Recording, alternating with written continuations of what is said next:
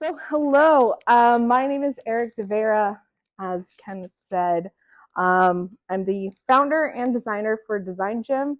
I'm actually a trained architect, but I no longer practice. So I've found kind of myself in various ways of different forms of design. And so, in some ways, I kind of like that I'm the first point as a good way to really kind of share with you that design is everywhere. It's just a matter of when do you bring a professional in, right? So this, I came from across the bridge. Um, this is Philadelphia. So anywhere from the art mural that is on the ground here to the signage that you see in the little gate to where the placement of City Hall is, all of that was designed, considering where the tree placement is. So whether you know it or not, just take a look around and you'll actually see that someone did design your experience. And so that's what I'm hoping like you get out today is that you yourself, whether you know it or not, is actually a designer as well. So most things that we see when it comes to design, whether it's a capital D or a little d, this is what people usually think of, very high-end architecture, fashion, interiors, magazines. But most people really interact with design in this way. It's anywhere from how you even organize your spreadsheets, when you're invoicing, those kinds of things, materials that you're picking out, spaces that you're trying to travel within and circulate. And yes, even gritty. Someone designed who he was, how he goes about, talking with, the general public.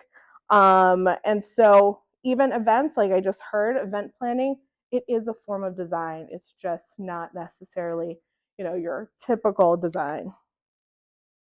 So, most designers you see in this regard, again, kind of like high end, can we really afford this? But, that's one form of design. You see this as well, most designers. But again, as I'm going to say, you are a designer. How? Anywhere from how you think through like your entry sequence into your businesses, even how you pack your bag. Those are forms of design. It's just that you have never been told that that was a form of design. So anything that whether you're picking, what kind of pen are we going to use today? What kind of stamp are we going to put on our bags, on any of our merchandise, right? So I kind of we're going to go through a few ways of how design works, both that you can do on your own, but then also I want to get into when you need to call a professional. And then for folks that have been working with a community design collaborative or planning to, I'm going to give you a little bit of insight on that. So this was, I worked on a design pop-up shop. My job there was I was researching, mind you, I only did this voluntarily too, right? But was researching all the different businesses, all different local businesses. How can we create a pop-up? So that's one part of it, right? You're trying to think through what kind of representation you have as far as businesses go. But the other part of it too is understanding, okay, how are you going to lay out all that product? How will that look like in your space? How do you move about the space? How is that going to encourage people to buy more? So again, it may seem kind of nonchalant, but the umbrellas that you see up above there, like those are, we tried to find different ways that are, again, I'm all about, low cost, high impact stuff. Those are just like between umbrellas, printed out icons from that year's festival. Anywhere from this corner over here was an area for like kids. So again, finding like carpet tile samples. That's what we used for that corner. But again, how can you engage with folks with different types of furniture? Those are kind of ways that you can integrate into your business. But then also thinking about, this is Lobo Mao, part of their visual merchandising. They only recently, like around the pandemic, finally, right before the pandemic, opened their flagship. But otherwise, people came to their studio. So you're looking at the back end here. But even the subtlety of being able to put clothes racks around for people to interact with all the different pieces, this was a dedicated space for their customers. They set that off and they created that space. And again, pushing again what their brand is. You see the big logo. So sometimes you'll see that in big brush strokes. Sometimes you'll see that in a lot of the details that you see, as well as the experiences you have. Other ways of presenting your product, find fun ways. It's been quite the world of social media and Pinterest. It's a great place to start with your inspiration for things. But don't let that hold you back. Again, that is just an example. So it's just a way to, like, when you're trying to do a quick brainstorm, and if you should ever work with your designer, it's a good place to start. What do you want to evoke about your brand? What do you want your space to feel like, right? How do you present this? Are you going to, like, this is an exhibition, this is a very curated, but again, it's a simple way of just using some horses and pieces of plywood in order to present all these different objects that came from actually around North America. I was representing Philly that year. So here are other ways. The photo that you see to your left, that is merely wooden blocks, right? And then it's a matter of how you present all the product. How do you have it hanging? The one on the left was actually a fashion pop-up. It was a sustainable slow fashion brands that came together that wanted to present all their work together. To the right, you see it kind of shimmering. By the way, that's only like a piece of acetate that got measured, plugged in on a little, with some, acrylic stands. They were all showing off ice cream scoops. So we had some fun with that by putting everyone's information in a dish filled with sprinkles. So, things that you kind of see every day, you can always use. And then you begin to start to think about, if you are presenting your product in exhibits or in trade shows, how do you bring your product around with you? This was one where they were part of an exhibition and they were planning to bring this on the road. So they also, besides putting samples out, and their packaging, they actually included some smell design. There's some eucalyptus back there. So also something to consider. If you've been to hotels, folks have gone to Disney, like, part of the experience is what you smell as well. So something to consider. Do you go with the blank canvas? In this case, this is a storefront in Queen Village, and several of the items that they have, including the desks, like where you check out, was a custom-made piece, and then others are completely off the shelf. So, depending on what kind of look you're going for, is it going to be curated or not? That is something to consider as well. Another piece that is also helpful in someone's experience is actually any sort of wayfinding and signage. So this right here was for their steps, but begin to think about, like, what's that open sign? I feel like lately, since the pandemic, a lot of, like, leave package, and it's kind of in a wonky little piece of paper. But what if that was different? Right now, I know of a designer who's been pulling signs and posters around New York and doing a graphic design exercise just to change how that's presented. So thinking again, like, other forms and ways of sharing your brand, and also kind of unexpected ways of how we help people move about space, give directions. To the right, you'll see that's bathroom signage that was used. To the left, the auditorium signage. Again, something that's pretty simple, but being placed vertically in a three-dimensional way. Now, if you start also to begin, if you're using your space as a place to also host programming, how can you also show off not only either your merchandise or your service, but how this is another touch point for folks. In this case, we created a little vignette lounge area with a furniture manufacturer, and we had talks there for 2 weeks. And so we would set that up, and right beyond that, we also used this furniture manufacturer seating. So we created a little bit of an audience there. So I think at some point, there was a little bit of a scare of like, oh, let's not use the merchandise. But there is ways to also help and engage folks that way. If you're, again, talking back to programming, it's like, what are you an expert at? Can you host something? Can you host someone there with you to bring people to your space? It's another touch point for them. I used to run Design Philadelphia for a few years, which is the Phillies Design Festival, one of their oldest ones. And one of the biggest events that usually people like to go to, especially for the adults, was some sort of workshop where they got to make something. For some people, that is more of a ploy to get them to your spaces than it is to be like, hey, we're located here. So being able to bring people in that form is another way to bring folks in, and adults still love to get their hands dirty. But is your space also in another form? This was programming off of Cherry Street Pier. My job here was to actually figure out how all these 10 different installations are placed in an outdoor space. So you begin to think of like, what are the materials that you are using? If you want to consider doing anything right outside,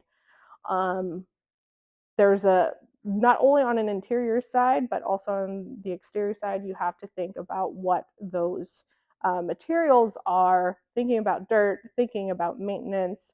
There are all those kind of different components. And this is where, whether it's a vendor you're working with or a contractor, if you're not working with a designer yet, those are some important questions to begin to think about.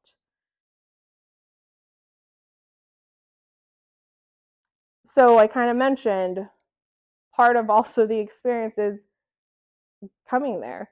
For some of those programs that you saw there, this was their entry. So the only part that we actually brought in was that big piece of signage and these people. There's my then little baby, but this was left from a wedding. So we're like, great, we'll keep it. No one else is going to use it.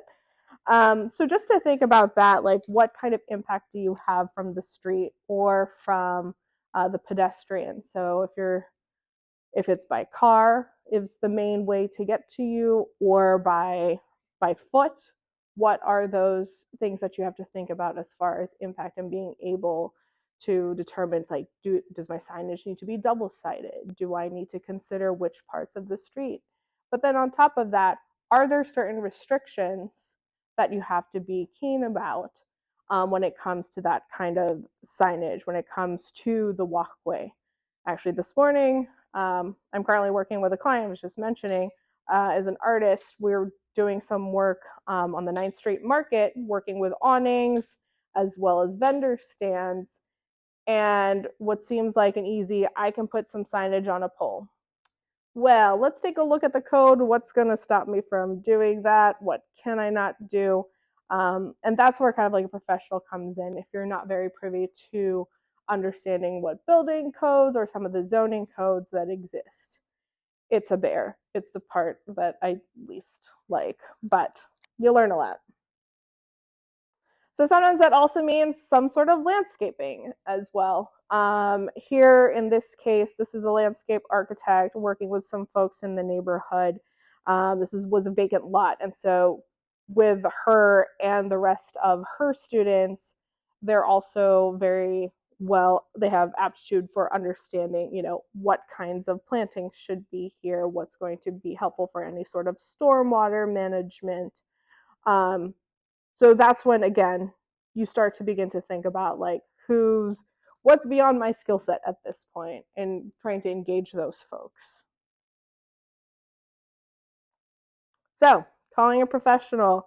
So this is where you kind of get into these kind of deep, dark depths of uh, both really some highs and some lows, right? But beginning to understand this is to the left was intended for either to be painted or actually like a sticker type wallpaper. So in this case, I was given like we want to figure out how to do the staircase wall so it's really welcoming for all the parents that are coming in. Parents and children come in here. What can we do to kind of make it fun, stay on brand?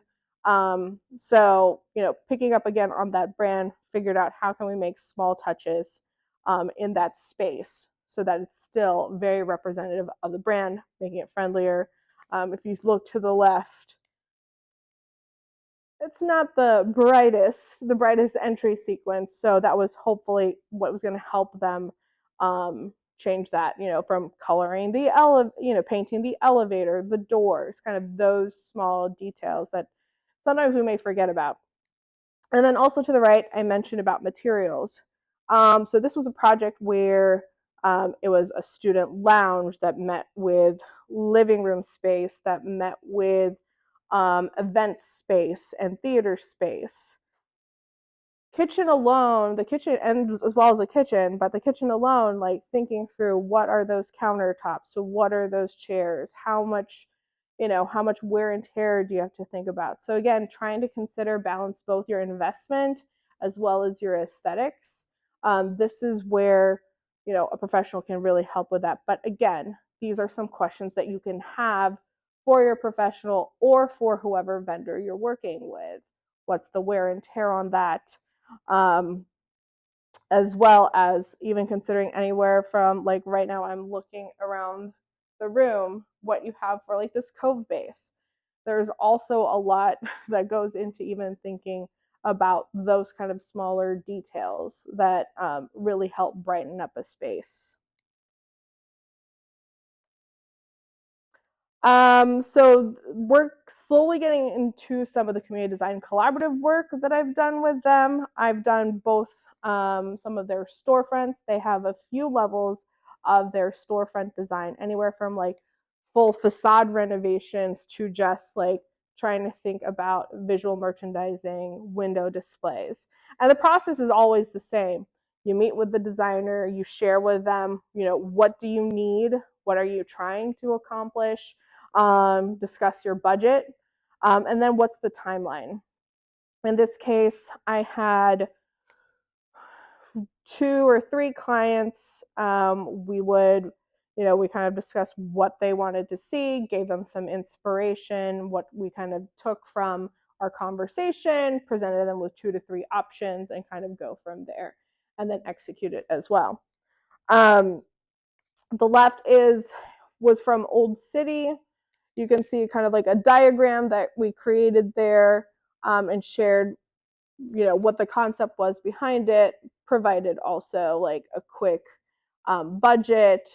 I believe that budget was like less than $200. It's a little bit laborious, because you'll see like the white, for example, that was just considering of using like cabinet liner.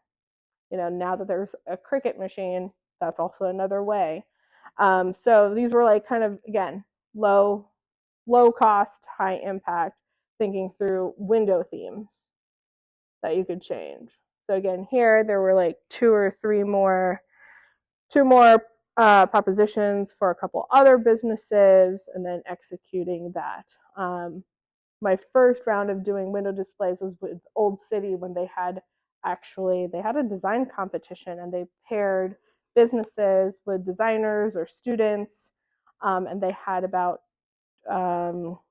we had 2 weeks to actually put it together, but we had met with the businesses 4 to 6 weeks prior. So it was, again, another way to engage folks.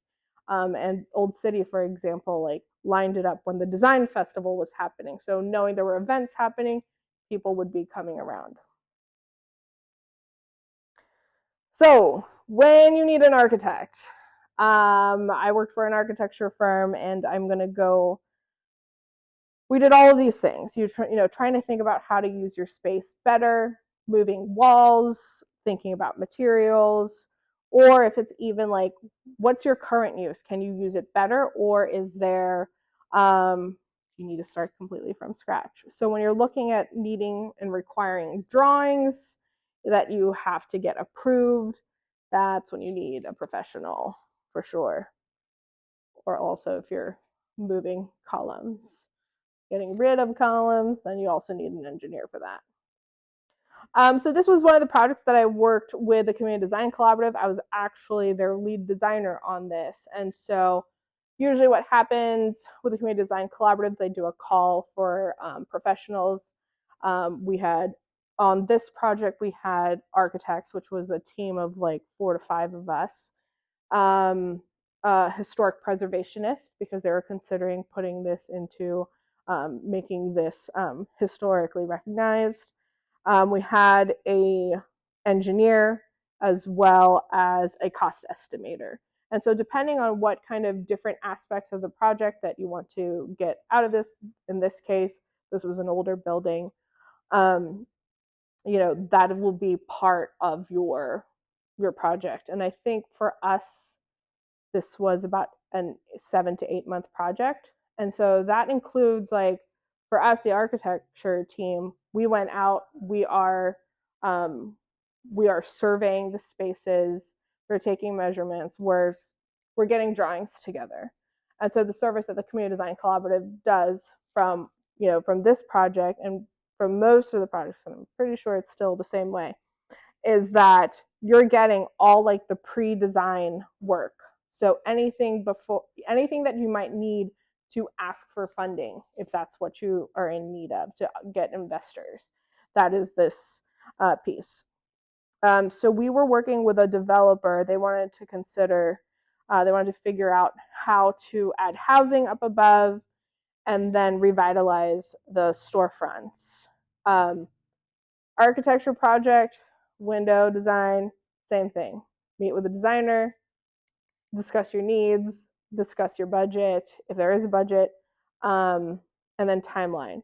With the Community Design Collaborative, because there's a cost estimator included, because sometimes you don't know how much it'll actually cost. Maybe you have a figure of what kind of, pot of money that you have, but to actually help a little bit more to kind of clarify what those pieces are, this is where they come into play. So in this case, we looked again on the first floor storefront, and 3 floors, the existing 2 floors for residential, and actually a new third floor. So there was also, we had to consider, the structural engineer had a big key part in this.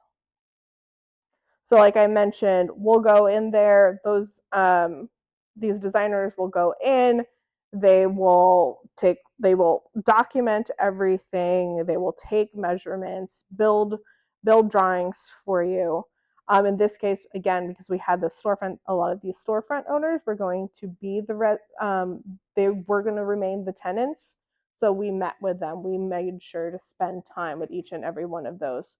What were kind of the issues that they were being faced with, and then trying to figure out how we can alleviate that in some form of, whether it was the roll-up doors, signage, revitalizing the signage. So then there's usually quite a few meetings where you go over kind of the different concepts. In this case, we were looking at either keeping the existing 2 floors, not add a 3rd floor. So part of this meeting was trying to talk through, it's like, well, what's the give and take? If we add more, then that means there's an elevator. So you start to have these types of conversations. And then also, because we had a historic preservationist, they were also looking at, how do we need to document this? What are the pieces that are likely going to be approved? So that also had its own timeline. So this, for example, was kind of like, you get a whole report and includes drawings as well. So you'll see part of these, all the existing conditions.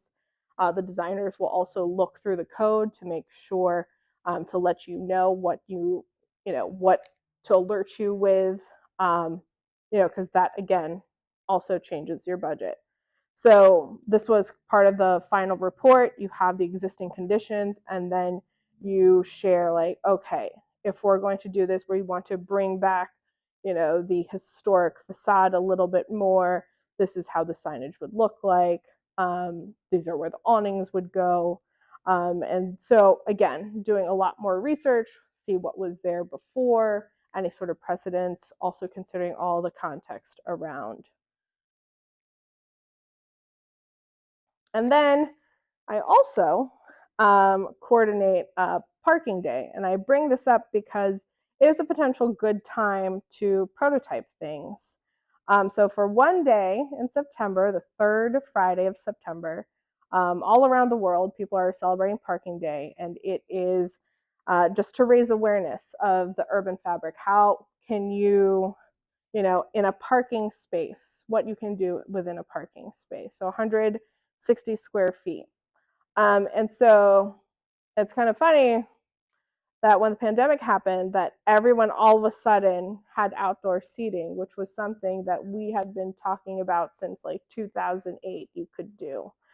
But in this case, it's also a place where we love it because a lot of designers participate in this, so they get to also interact with folks. So you do something fun, people pass by. Business cards are swapped. But I also bring this up because if there was something that you've been meaning to test out, or even help like expand your space a little bit for just a day, what would it look like? On the right, you'll see, again, kind of low-key materials, and to the right of that, you'll see a bike corral, which actually premiered during Parking Day. I've kind of found that Parking Day has been a jumping off point for a lot of people, either to make some sort of, outdoor space that they can like, oh, I can actually keep up with this, to in Fishtown, there's a 5-way intersection to make it safer. One of the things that the neighborhood association wanted to bring up to the city and to the neighborhood, that how unsafe it was. So they did a pop-up that one day and said, look what happens if we put planters here and here. It helps buffer all the traffic coming. So some people have used it as a catalyst for, another kind of movement in that neighborhood. So again, like this one was right across Reading Terminal Market, pre-pandemic times. But again, also just thinking about simple materials.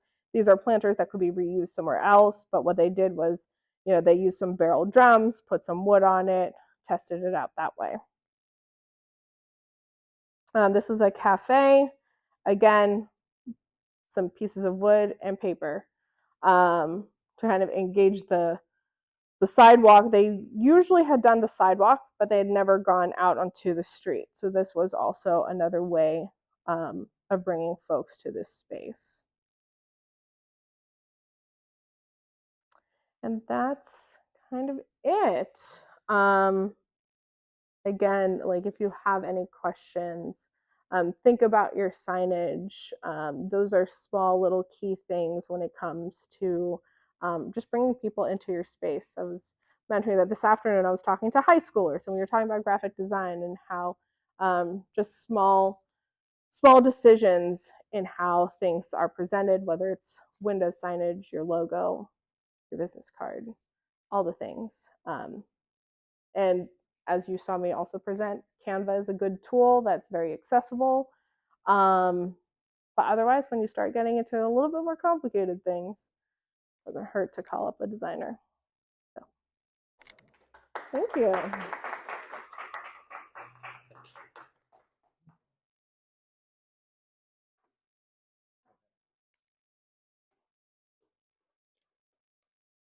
Any questions? Oh. Yeah, so I was just going to take a moment and moderate some of the questions. So in order for them to be, we are recording the event tonight, so we can make that available to everyone, and also for the people who registered who couldn't make it here. So I do have to walk around with this tiny, tiny little microphone. So when you ask your question, we can make sure that we capture that. So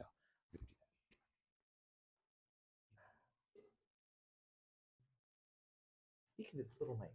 Great. I think one of my major questions, I have a couple, but the first one is, what's your gauge for how often you should redesign? So say you get a really great design, it's fantastic, it's on trend, everything is working, and then comes the day where it's not working. You're not sure if it's working. Like, is there a gauge for when to redesign to either keep up with trends or if it's not bringing the traffic flow in like you thought, whether it's your windows or Mhm. your interior, whatever it may So be? especially when it comes to like especially like window displays, that's sometimes a seasonal thing that happens as far as that change goes. When it comes to like the brand itself, um, there's a much longer span for that. And one things like some things that you can do is, test out a couple things. Just check out to see if like that if it's just not hitting a nerve. I mean, right now there's the potential trend we might be getting into is the quote unquote anti design, where people are now kind of, trying to leave the very like clean lines and going kind of like more ornate and almost, I think you would say, sometimes a little off putting, but there's that trend kind of depending on where you're at. But we're finding, especially when it comes to a lot of the fashion brands, they're going back almost to a more nostalgic time where they had more ornate um, just branding. I think one thing to also attempt is not only just your branding, but maybe it's the photography. Is it the photograph of the space? Is it the photographs of the merchandise? Those are things to think about. Um, are you tired of it? If you're not, that's kind of one of those things. Like, I'm not gonna lie, like I just had this logo made and I'm like, I think I'm good, I think I'm ready, but I'm trying to like, no, I'm gonna live with it for a little bit. um, the one thing about that is like you can always go back, right? You want to try it out a bit, give it a bit of a test drive. But there's not necessarily like a time period. But if you just feel like it's not it doesn't fit right, go for it. Try it out. Try something else different. But if you're thinking about when it comes to like your facade, window display, sprucing that up, kind of a seasonal thing. The other one is, how do you design, whether windows or all the way in, for a service industry? Because you're not really putting up displays of products. Mm-hmm. So again, I mean, I heard insurance agents, like that's a service. So how do you design that window and that space to draw people in when very often they're not there to physically shop for something? Yeah, I'm currently right now project management services, so there's not really like how do you show that off. When it comes to that, when you have like a storefront, you also have to consider, like in that case, what's the placement of your desks? Those kinds of sequences. Is there someone that people will stop to talk to before before they're triaged over to some folks? Because usually when folks come in and if you have just a sequence of desks, where does that person go to? So you want to also figure out what is that sequence, that circulation when you come into the space, right? Is there a place where they can stop, ask a question? Where can they be directed? You don't kind of want to keep just like, as much as like the open office plan has existed. I know firsthand that I was the one that got put the one at the desk that could be seen by the door because apparently I was the social butterfly. So they're going to stop and talk to me. That was badly designed, and I was working at an architecture firm, right? So begin to think about like how your space is even laid out. That's definitely a good first step. The other step to start thinking about is like, is there any signage that can be used on the outside, whether it's a sandwich board or not? Is it the lighting? Lighting is always key when it comes to spaces. If people can't see, and I know like there's also a safety piece of it, but if people cannot see that it is open and lit on the inside, people don't want to go. Sometimes one thing that has been used as kind of a strategy, and now you might think about it that, oh yeah, I remember that. People put some furniture on the outside of their spaces because due to glare coming in from the sun that blocks kind of like your eye inward, um, even if no one's going to use it, but there's something that's outside that seems like, oh, they're going to put that away when they're closed, right? So trying to think of um, so I worked for a moment down in South Philly, and one of the things that we always did was, you brought up the sandwich board, but you also like put some planters out there because they know it's something that is maintained, so someone is going to be there. So that's kind of one key with that. Um, but also I'm just making sure any sort of signage hours, you have that's clear. But I would say for anything that is service oriented, consider really the spatial design of like when people enter, how will they feel welcome? Is there a place for them to stop, for someone to ask questions? Because that's always, and also if someone is there, because when they can see that person there, then they're more likely to come in. Then consider displays on the inside too. Sometimes there are ways to kind of create kind of like towers where you can have services. They're more like kind of almost like foam core that have their services. I've designed that for some people so that when they enter a space, there's something vertical to also kind of capture and read off of too. Uh, how would you suggest creating excitement about your window display? Um, I just feel like I pour my heart and soul into a lot of them, and I can do so much to like put it on my social media and that, and then when I take it down, I just feel like it didn't get the respect it deserves, or I Oh, just get so attached to them I that, hear you.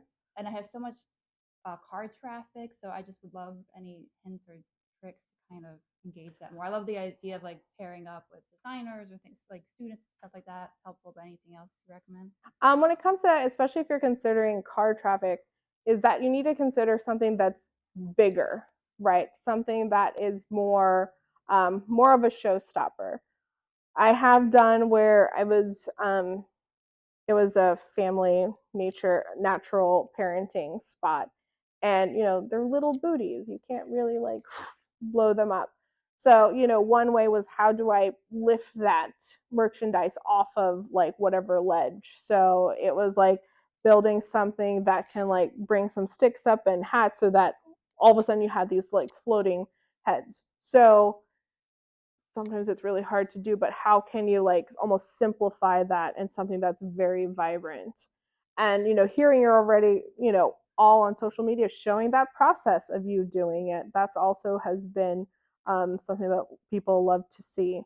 I also know that there are people who are like, I don't want people to see my hands, but I think people love a lot of process. But when it comes to that, think something vibrant, think something big, think big.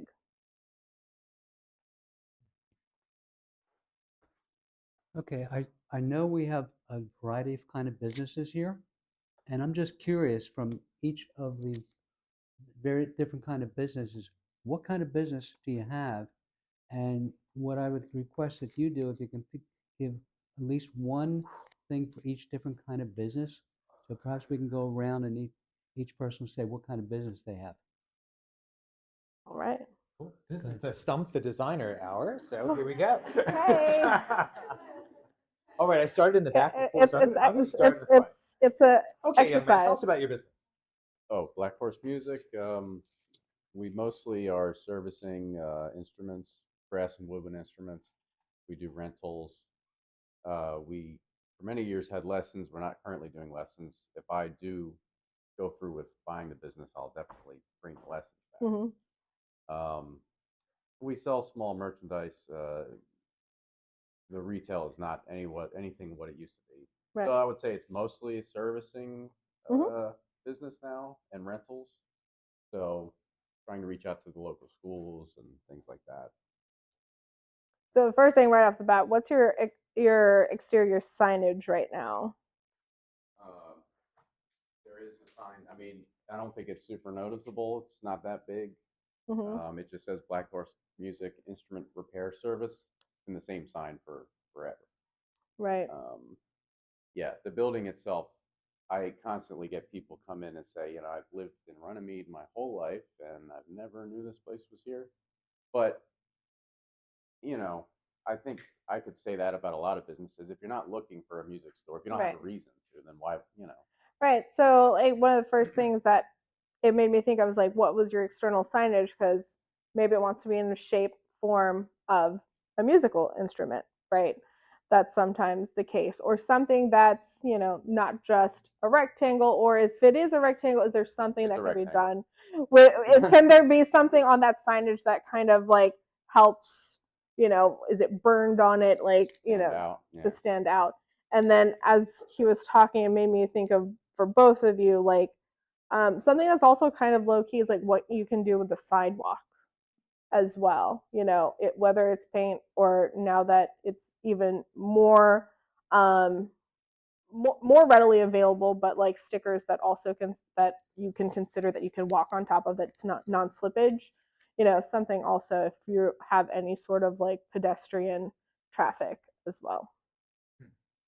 Yeah. So when I think of your building, you have a staircase going up, so he would have like a rise Mm-hmm. his front staircase. Mm-hmm. He also has two big windows um, that really, that's another thing you can consider featuring. I did think about going around like taking Yeah. everybody's spaces, Yeah. but I didn't want to put people on the spot. Or, that's something oh, we will just ultimately me, do. just me, just me. But yeah, big windows. That sounds amazing. But also like what that lighting is at night, right? Like, is there something that can be that's there that in the evenings? Right, for sure. No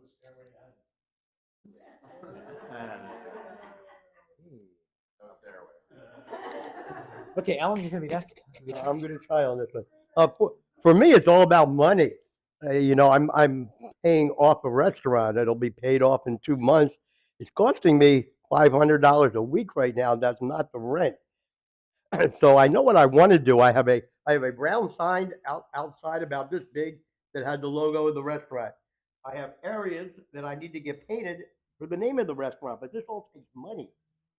Um, there's not The restaurant is generating enough for the rent, for to pay the restaurant off, for my living expenses, and for my family. Other than that, nothing's free here, unless I'm under the not. Nothing's free. You made me feel like you were giving money out. You're not doing that. Even you mentioned there's free money going on here. I know what I want to do. Well, Alan, you have to move your restaurant to Runnymede, and then there is free money available. So that's the ticket. So, yeah. Well, I guess one of the things to think about is at some point you will be engaging in a design of what your place looks like. So this would be food for thought in terms of what's I would love somebody to come and say, what do you think about this and what do you think about that? But then I have to pay them. See, that is where there's a problem right now. It doesn't generate that much money. So I think the general idea, maybe for everyone, is if you could talk a little bit about like how important the story is that the business is trying to tell, because a lot of people don't really think about like what is their unique story. Like Patrick has, one of his specialties is he repairs musical instruments, and some of those are things that like it's very rare what he's able to do. So you have a restaurant. Like, what was your passion? Why did you open this restaurant? What are you featuring? Like, why is your restaurant different than the other options that people have available? So those are the kinds of things that I think also going into design, um, the visuals re-enhance what the story is that you're trying to tell, and that's something that each of you as business owners, you know that. So that's the part that the designers, when you work with them, they try to help to bring that out. So even if you don't have the finances to start that right away in terms of hiring someone, you can still begin to think about what is your story, and then you begin to like look at um, Because the easy part exactly, is being able to say that's 3 cans of paint, that's this, that's that, and all the others. But how they're used. There are some designers who, I can speak for myself here, that I'm always about like what is readily available. How can we figure out a different way of using that to keep costs low? But at the end of the day, I'm still going to be asking you the question, well, how did you get started? why did you get to this point? Why are you servicing this? Why is it, all of your whys? And that helps me interpret that into something that I can then say, okay, we need this amount of paint, this material's right here. Maybe we consider like a new bench. It's stuff like that, because when you have that as the backbone to a solution, you can feel that as people enter a space. But that's already happened. There's been a write-up of my restaurant, and my background has been put into publication. But there's a difference between when it's being written up, between hearing that your passion and your story. Like, yes, I can read that, but it's not going to answer certain questions that I may have to understand. Oh, you're going to prefer, a more angular seat as opposed to something that's round. And those are the kinds of questions that we ask as designers and interpret that into a thing. Thank you. You're most welcome. Okay, we'll go over here. All right. Well, tell us what you do again. You're going to hold that up? I'm going to put it right there. All right. That'll be enough. So I'm a financial advisor. Yes. So I guess I'm less worried about drawing people In. Well, I mean, I want people to come in, Yes. certainly, but I'm not worried about people like walking down the street and saying, "Hey, I'm going to go invest money with that guy." Do you know what I mean? Mm-hmm. But I do want prospects and clients to come in and feel warm, welcomed, more like a home-like type of atmosphere for the exterior and for the interior. So, how do I? It's kind of like that kind of sequence. Like, if people are waiting to meet you, what does that waiting experience look like? I think as much as like all of us designers have gone through school, it comes back down to like, what have you experienced? How do I like to feel like? Then make sure that I'm being paid attention to, even from like, would you like a water? Like, do you have like the little coffee area that's there that's waiting for them? That's one part of it, of the space itself. But I think also something to consider for any of the services is, what do your materials look like? If you are giving out material or sending mailings, what do they look like? Is it a lot of text? As much as like there's a lot of information when it comes to financial advising, if you're doing any sort of mailings, how is that capturing people? I mean, I think we all know sometimes we get our mail and we're like, junk, junk, junk. So that's one touch point that you have to consider. It's like, what does it look like? How do you grab their attention? I was telling students this afternoon, what's potentially the imagery that you're putting with that? Are you afraid of putting some imagery on that to, again, evoke that kind of, warm feeling that here you are safe with us, right? So considering kind of those kind of pieces. But with that spatial experience, what is also like, if you have other associates with you, what is that onboarding process when someone comes in?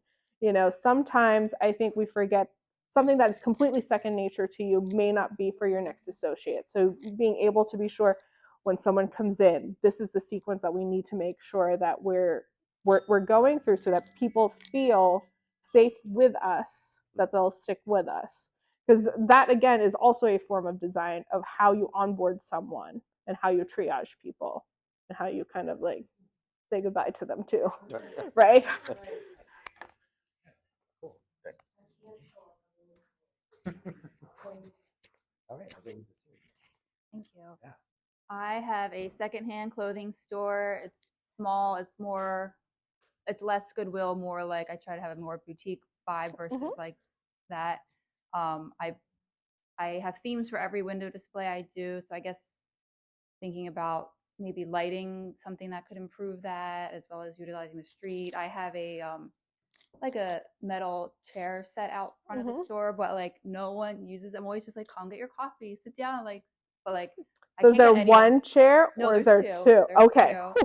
Yeah, I know. I can't, but it's like pulling teeth to get people to sit there. I mean, I know I want them to come inside, but I also like having the image of people. Dog bowl.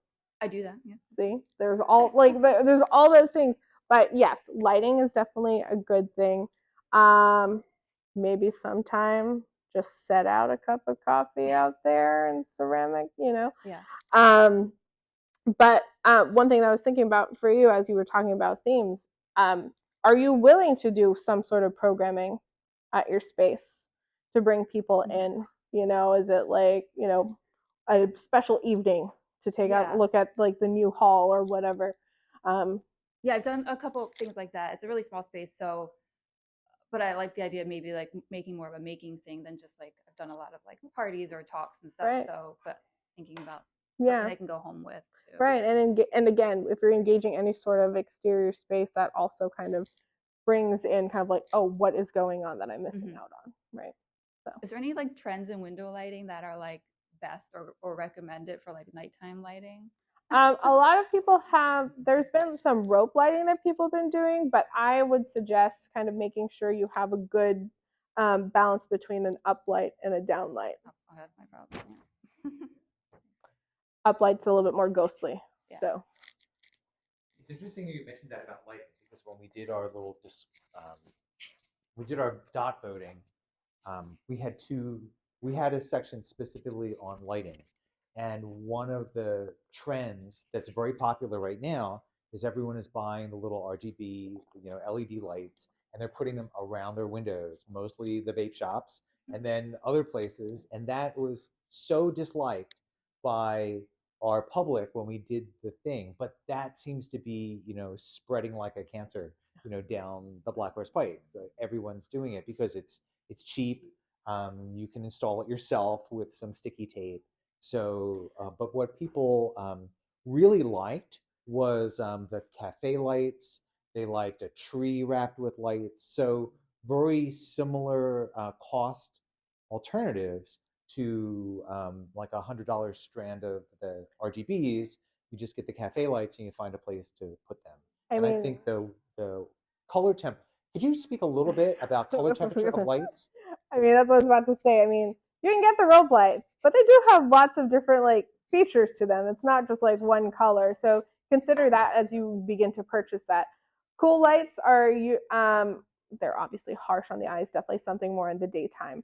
But kind of like it goes also with kind of our circadian rhythm. You kind of want softer lights in the evenings.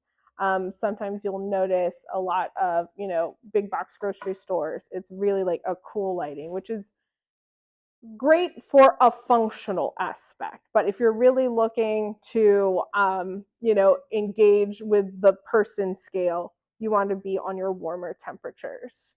Like if we were here in the daytime and, the daylight was coming in, and even if they were a little bit cooler, it would be fine. But when you start to kind of be in the space with people, look at warmer lighting.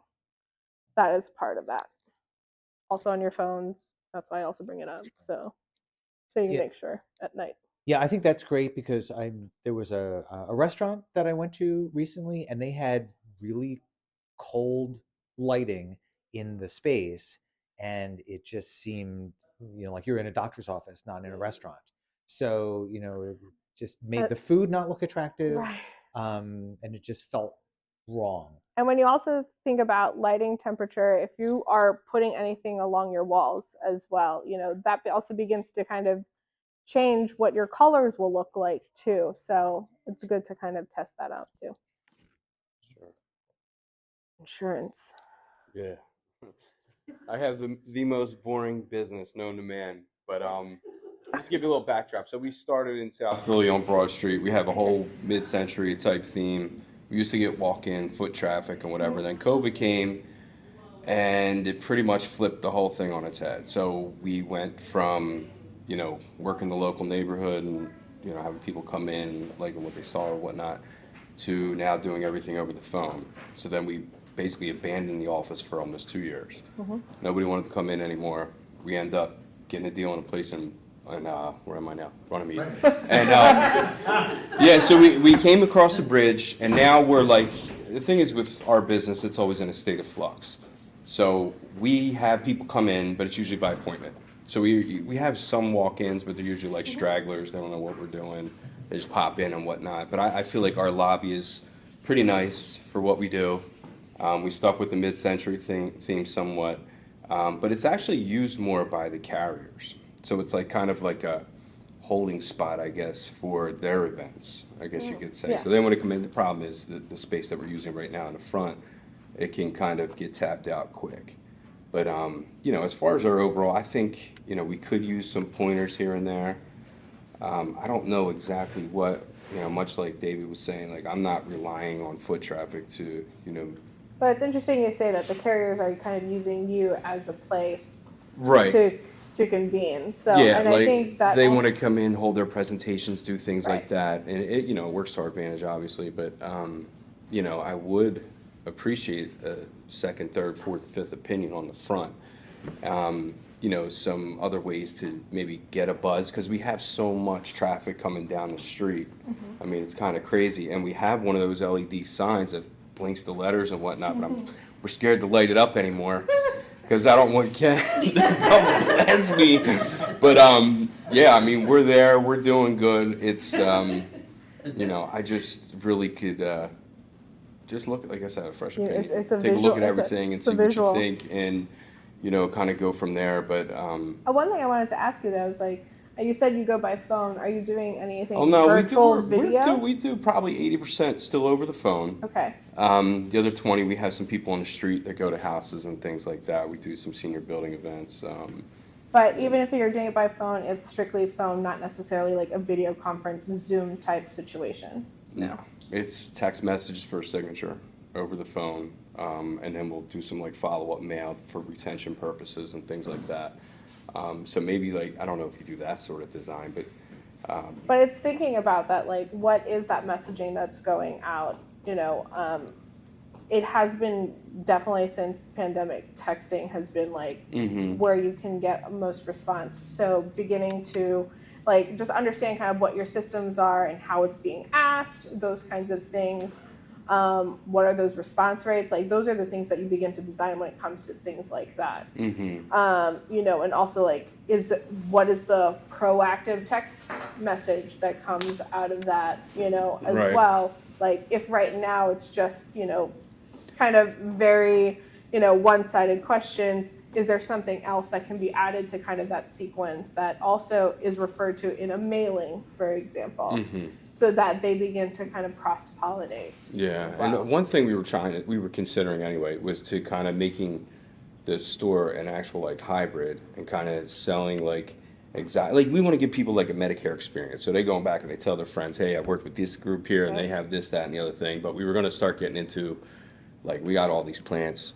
We were going to start bringing plants into the office and start hustling plants out the back door. I don't know. We're just trying to think of different ways Plants are a big thing to bring right people now. in more. But, the other thing is time constraints too. So we're kind of like busted there. So we would outsource it if somebody was interested to come in, just revamp it or come up with ideas and whatever. I mean, definitely kind of like having another business there is definitely helpful, as long, of course, in some ways it's kind of in your control, right? That's what.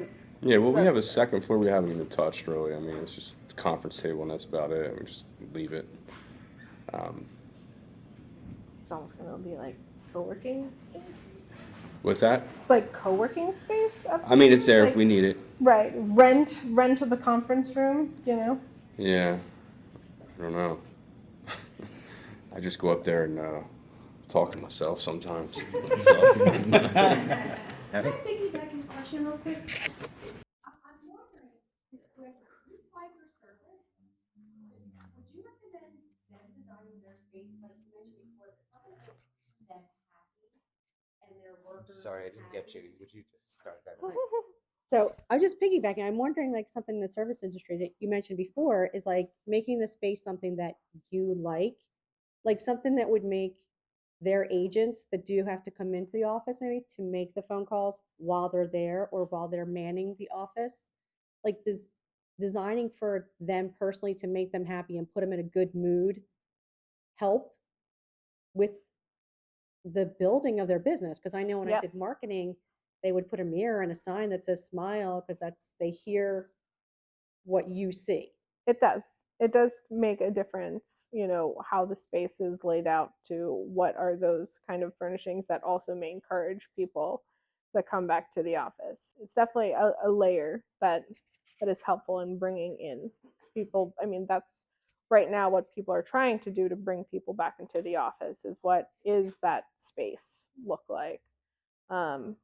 You know, the open office, like I mentioned earlier, open office concept was a really great idea, but there was still like there was some stumbling blocks with that because there wasn't a space where you felt like where can I go to have just a phone call and no one can hear me. So then that's where the evolution of like these pods and, you know, phone booths kind of came about. It's like collaborative space, but I can still take a phone call that I don't need announced everywhere. That's definitely kind of one piece to that, as well as even thinking about that. It's like ergonomically, like how are your chairs working for you? That also can change. Are you doing standing up desks? Are you doing sit down desks? So that's definitely kind of like a kind of self examination of like.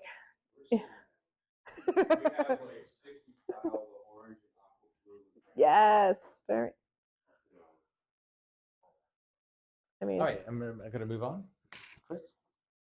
I have, or I own a third generation 75-year-old heating, air conditioning, plumbing, and electric service company.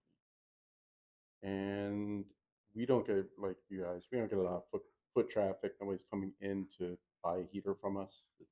We're going to them. right. Emergency. Yeah, exactly. Our main thing though is our exterior. It's just dated. I mean, the building was, my grandfather had it built 75 years ago. And a little bit has been done over the years, but not much, especially recently.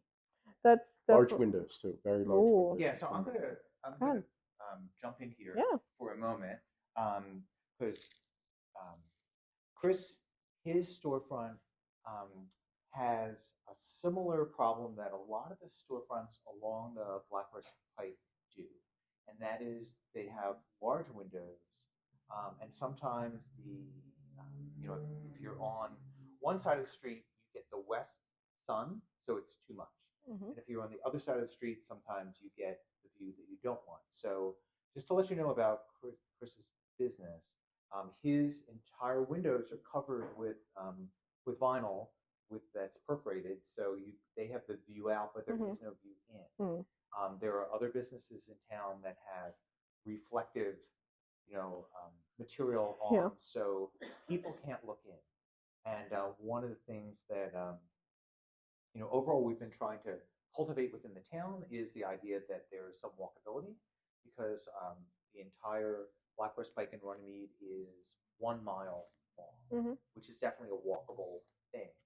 But from some of the studies that I've read, people don't feel necessarily safe walking if they go by a building and they can't see whether there's anybody in there or not. So how do you balance, you know, opening up the window so that there's a view into maybe an office space or something that would make the people that are in that office feel comfortable living in the fishbowl, but at this end and still feel climate comfortable, because they may have like more of a sun issue to deal with. Because I think that is what motivates a lot of people to just block their windows out. Right. So you mentioned you have the perforated vinyl already. Does that have any sort of imagery on the outside, or is it just perforated for shading purposes? It has our logo on it. Okay. Our service. Okay. So one thing to consider when it comes to that, I mean, number one, fantastic that you're already doing that. I think when it comes to that balance is think about what your sight lines are. So, you know, obviously, you know, you have the upper area, which there's no sight there. So that's a good place to kind of keep that perforation piece of it, as well as the bottom aspect of it. So it's being able to kind of keep that area, a certain area where you can, you know, you can see out and you can see in. Obviously the ease of an open and close sign, but one thing that I was thinking about for you, beyond just like the storefront, is do you all have a uniform? What is that kind of iconic? How do they know that you're coming in and out? Like that's another piece that people begin to, I mean, some people call it like, oh, it's your merch, but in some ways, like that's also a key of, again, that sense of safety of like, oh, I see the guy with that shirt on, I know who he is, that kind of stuff. So I say that in that aspect. My my father-in-law is a plumber. So it's like, yeah, calling for those, and what is that business card look like? Our guy is on our refrigerator for whenever we need him. So like, obviously even with the trends of social media and all that kind of stuff, but thinking about like what are those tactile things that people can access? Does it mean also part of the signage on the storefront is, a QR code or a phone number? Like, again, with those kind of hours, like we're open daily, we're here for you, that kind of stuff is something to think about. But I think for that would be like just being able to take a look at a study of like, what do you currently have, what's working, how can we kind of utilize similar tactics but be more inviting. So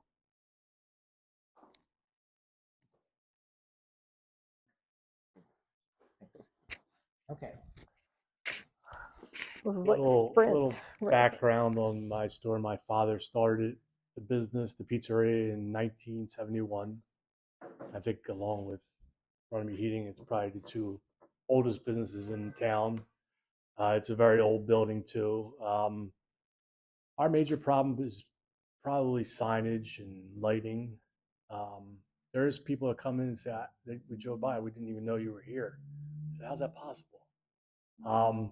What I would like to do with the store is still keep the mom and pop feel of this pizzeria, but also upgrade at the same time. So I don't know what the balance is there with that, how you would do that, and still keep that mom and pop feel. Yeah, they started. there is still a way, thinking about like what's along the sidewalk, those kinds of things. That's kind of like enhancements. Like, we talked about like planters, plants.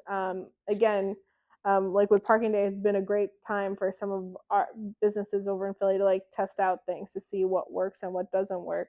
And then one thing I was starting to think between both of you, it's like, and I guess this is also a question to Ken, is like, what's the awning situation? Is that something that's allowed, not We allowed? weren't allowed to do that. Yeah. On the Pike area, So I'm showing a photo of your building. And we're right across the street from each other. Yeah. So one of the things about this building is it's according to the code, it's built right up to the property line. So what the state wouldn't allow us to do stuff. Yeah. So an awning above that, somehow they're saying that impedes like what could theoretically happen with the road, but that doesn't make any sense to me because of the sidewalk. So I don't know how that works. So sometimes when it comes to like awnings and kind of those projections over sidewalks, this is where like someone who's read, I mean, you can obviously read code, but sometimes there's some other like kind of implications. Like I was looking through Phillies, for example, because we are planning to do awnings. I'm working with an artist and she wants to print designs on the awning to help like the market vendors there.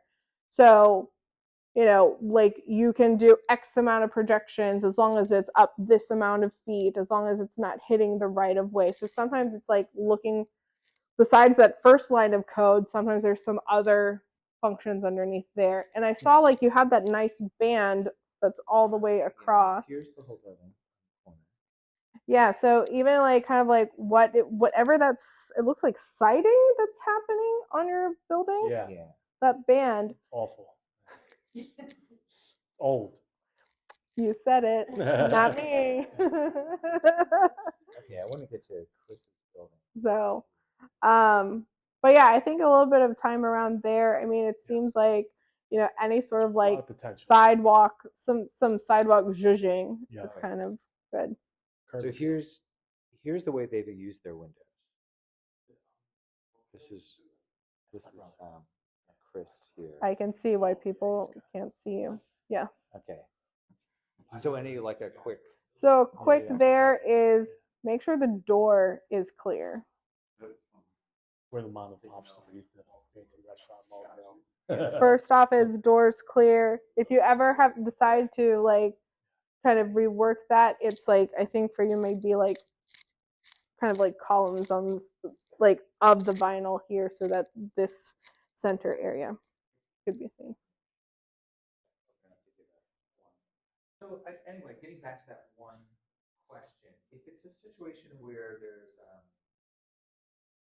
like heat build up or heat, and they're trying to find a way to minimize that, but not put So reflective some lighting on, or what are the things? other things that you can do is from the inside, any sort of blinds That's that why can I have a also shade. block I have out. a shade that Yeah. goes down. And there are certain shades where you can actually do kind of like a blackout Yeah, that that's what also mine is. helps. So it's double sided. For some, now I feel like that's more readily available, but I was on a project where like that was like a complete custom to be able to block on one side and be able to have another one. Of course, it was for a lab, so that was a little bit, and lasers inside. So, and then the only part that I say to that, as far as code goes, is sometimes unless you're willing to get a variance, if that's what makes it work in order to bring in an awning, it just means some expenditure that comes with that. So. Thank you. Do I have questions from you guys? Yeah. Yeah. So since we have so many different businesses and different stages of how much design experience they have, if you were to, and this could be difficult for you, so it's not to continue to put you on the spot, but if you could just like, like what would be some things that you would look for initially when you go to evaluate a business, or what they're like, what are some things that they could take away tonight to look for in their own businesses to help them to make a difference? So what can folks here tonight go back what would you home look for just initially, because everyone's in different places? Sorry, that was the toughest question of the night. You could just say there's too many businesses. Yeah. So even one of the first things that I do is like when you get there, what's that sequence, right? I think it always comes back to that because that's your entry point. What is that entry sequence of a person, of a customer or an associate? What are they going to feel like when they come in? Even down to even like what's the pull on the door? That's like first thing. Is that handle even accessible to someone? I think also with like that's number one. What does the door look like? And I say the handle because with also kind of like with the pandemic, there are all of a sudden all these different tools now that you can use to open doors, and people just being kind of conscious about like hand sanitizing and all that stuff. Like even like those locations, if that is something that's important to you, like what's that sequence right there? What is the signage? Are you blocking when you come in anything that'll even, as much as you're like excited to put some sort of product on there, is it a barrier to come in?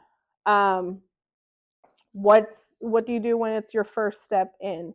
Is it carpet? Is it a folded over carpet? Is it something that's a harsh piece of flooring? What does that do? I mean, that's why most people like use doormats and all that stuff to kind of soften that. What is the flooring that you have? As much as it's been exciting, like seeing a lot of this gray we're looking at here now, is that warm enough for your welcome, right? So just kind of like those kind of first impressions of when you walk in. Are there times that that door stays open? Can it be open? Can it be left open? But I bring up the handle part because just thinking about abilities, physical abilities too, that could have easily been something that's preventing someone from going in. So that's one. I would say also just think about like what's that, again, kind of like intake onboarding process, from whether it's the pick up the phone or the email. What is that first touch point with that person? I was just I'm trying to actually hire someone right now, and I was telling her to let's flex this muscle of like, instead of starting with so sorry, just be like, thanks for your patience. Okay, there's like nothing to apologize for. But how are your communications going out? So again, you may not think of it as like the typical design, paint, and all that stuff, but how whatever that script is, however you start a relationship with that client or customer is a designed process. You've been doing it this whole time. So just kind of refreshing, taking a look at that. As you can see, I've been trying to stay away from any of the socials because that's a whole nother thing. But if that's something of interest to you, you know, why it's important to understand what the story is, because that is your guide that tells you, yeah, I'm going to do that social channel or whatever I'm going to post, right? So those are kind of like, those are your North Stars that tell you whether or not you're going to do something or not. Again, a design decision you made. So. Excellent. All right. Maybe flexible muscles. Thank you. Erika, I want to thank you very much. You have Thank done you. much more than I asked you to do, so I will tell you that. So she was very gracious to really come in and be 3 people tonight. So I totally appreciate that. Yes. Yeah. Thing that drives me crazy in any industry is anytime I have to go into a restroom belongs to someone else. And I mean design-wise. Like, I mean design-wise. I'll say for restaurant owners especially, like if it's like a nice thing, but I go into a restroom and the restroom is not clean and neat and beautiful, just like the restaurant is, it makes me want to go back, not come visit again because Right. they have just as good tasting food, but don't want to actually. Right. And it's those kind of small, yeah, that's those small kind of experiences. Oh, I totally judge places by their bathrooms. It's kind of like, and I think that's what happens sometimes is that people kind of forget the back of house pieces of it. Even like any sort of sequence where like a person has to pass by to get to the restroom or something. Those are small design decisions that could also be impeding kind of your success, is because of those very little things. Someone asked me, at a hotel, someone started making fun of me, like that I should start doing hotel reviews because I was going to Chicago once a month, and I was like, from the way that the pen wrote. So if you're also giving out pens, folks, like whatever, like I tend to like there are like some nice, beautiful pens, even though it's a ballpoint, but even that small piece, like, oh, I'll carry that all around with me anytime because it's just a nice, smooth pen. So, by the way, that's something also. It can be as little as that that pen, or whatever tchotchke that you decide to give, but whatever. And do you design for impact on the way out? Absolutely. And I'm going to restaurants again. I only say this because I like to order at local stuff. And I notice if I have trouble getting out the gosh darn door, my big old pizza box, I'll say, or my garbage bags, you know what I mean? I'm like, man, it's easy coming in, but now. Which sometimes, so sometimes that door sequence is an egress situation that sometimes you cannot control, as far as like the exiting of people if something should happen, right? But if, for example, you're starting to offer another component to your business, like, you can't look at it the same way as how you've run A and B. You may have to figure out a different kind of approach to C. I mean, because again, a lot of people started doing a lot of takeout and all that stuff. They've forgotten what that sequence is. That it's like, okay, we're not coming back here anymore.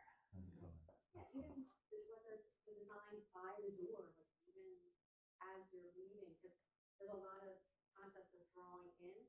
Or when I'm shopping any place for anything, I try to look at that one thing that's on my way out that keeps it in my memory.